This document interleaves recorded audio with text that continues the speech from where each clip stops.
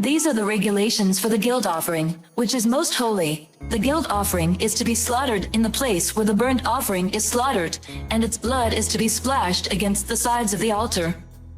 All its fat shall be offered, the fat tail and the fat that covers the internal organs, both kidneys with the fat on them near the loins, and the long lobe of the liver, which is to be removed with the kidneys.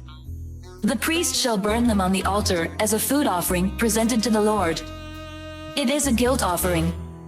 Any male in a priest's family may eat it, but it must be eaten in the sanctuary area. It is most holy.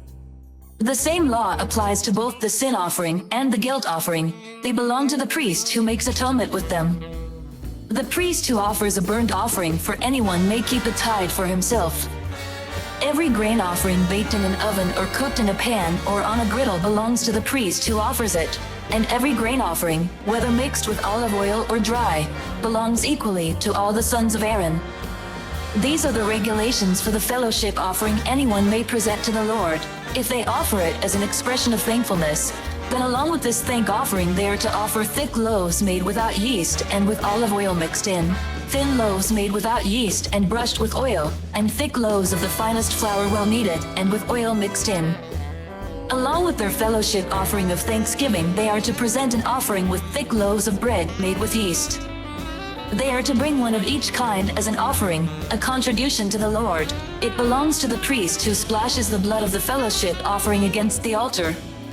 The meat of their fellowship offering of thanksgiving must be eaten on the day it is offered. They must leave none of it till morning. If, however, their offering is the result of a vow or is a freewill offering, the sacrifice shall be eaten on the day they offer it, but anything left over may be eaten on the next day. Any meat of the sacrifice left over till the third day must be burned up. If any meat of the fellowship offering is eaten on the third day, the one who offered it will not be accepted. It will not be reckoned to their credit, for it has become impure. The person who eats any of it will be held responsible.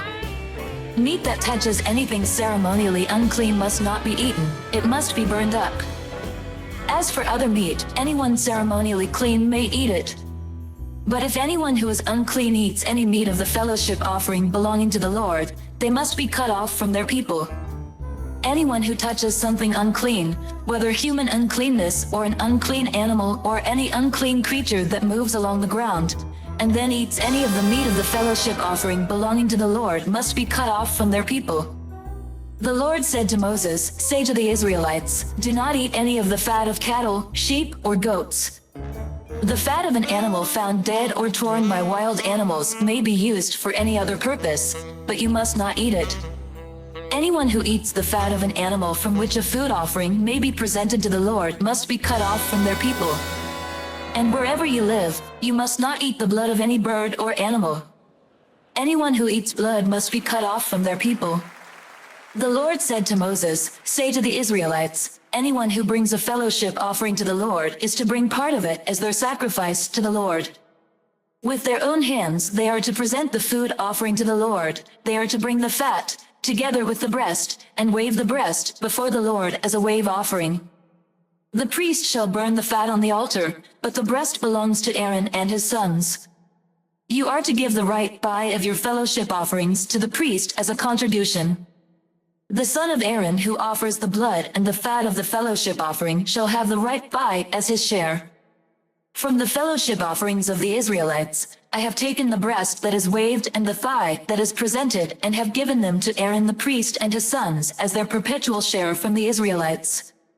This is the portion of the food offerings presented to the Lord that were allotted to Aaron and his sons on the day they were presented to serve the Lord as priests. On the day they were anointed, the Lord commanded that the Israelites give this to them as their perpetual share for the generations to come.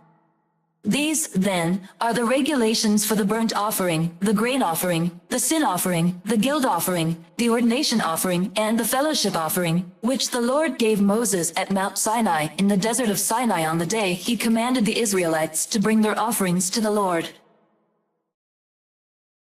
Come, follow me, and I will send you out to fish for people. I hope and I pray that the Spirit of God, the Almighty, is with you, and that His Son and His Holy Spirit bless you and your family throughout eternity.